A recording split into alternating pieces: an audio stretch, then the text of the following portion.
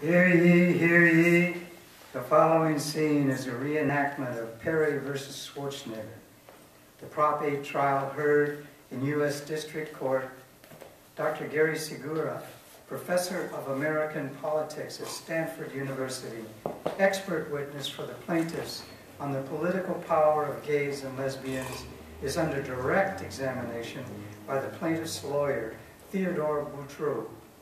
The plaintiffs in this case are two loving same-sex couples who simply want to marry, just as any heterosexual couple in America has a right to do.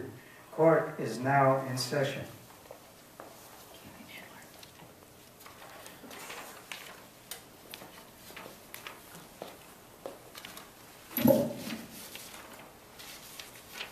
Let me ask you two more questions. In light of the legislative measures that provide some protection to gay men and lesbians in California, and some of the prominent politicians that Mr. Thompson pointed you to, who have been allies in one way or another of gay men and lesbians, do you believe that gay men and lesbians still lack the political power as you have defined it? I do. The series of questions Mr. Thompson asked me about the statutory enactments in California and the number of politicians in California who have been supportive of the gay community, I think serve as the basis of a skepticism regarding the conclusion that I draw. And I would want to respond to those in a couple of ways. The first in which that, I have repeatedly in my testimony suggested that we need to look across levels of government. We need to look across jurisdictions in order to evaluate the political power of this group. Protections afforded that end at the county line is a modern society are hardly protections at all. And the same would be true at the state line, that we need to look not just at the federal level, or not just at a locality. We need to look at all levels of government.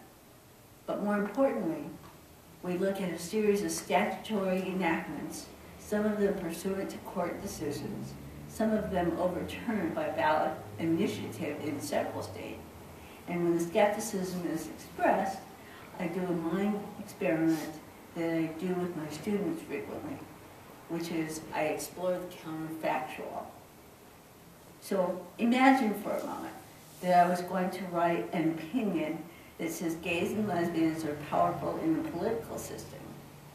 So I go and I survey the world, and I survey the literature, and I say, well, the FBI suggests that gays and lesbians are experiencing increasing levels of violence and represent 70% or more of the hate-inspired murders. Could I see that and still conclude that the group is powerful? Well, conceivably, because there are other factors.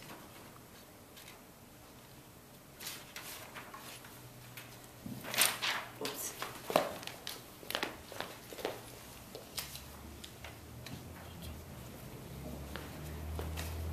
Could I look at the circumstances around the country and say, well, in 29 states, gays and lesbians could still be dismissed without cause for their identity from their source of employment, that they enjoy no protections?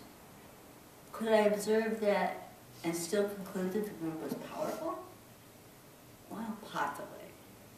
Could I observe that even small statutory protections designed to redress previous disadvantages have been challenged at the ballot box over 150 times, and gays and lesbians lose those more than 70% of the time, and still conclude that this group is powerful? Presumably. Could I look at the enactment of constitutional exclusion an establishment as excluded from a civil institution as a citizen that is separate, that is treated separately from all other citizens, and conclude that group is powerful? I could conceivably observe one or maybe two of those things and still decide that there's other evidence to suggest that the group is powerful. To observe all those things and to conclude that gays and lesbians have political power to protect their basic rights in the political system, that would be the political science equivalent of malpractice. I couldn't possibly draw that conclusion. No further questions, Your Honor.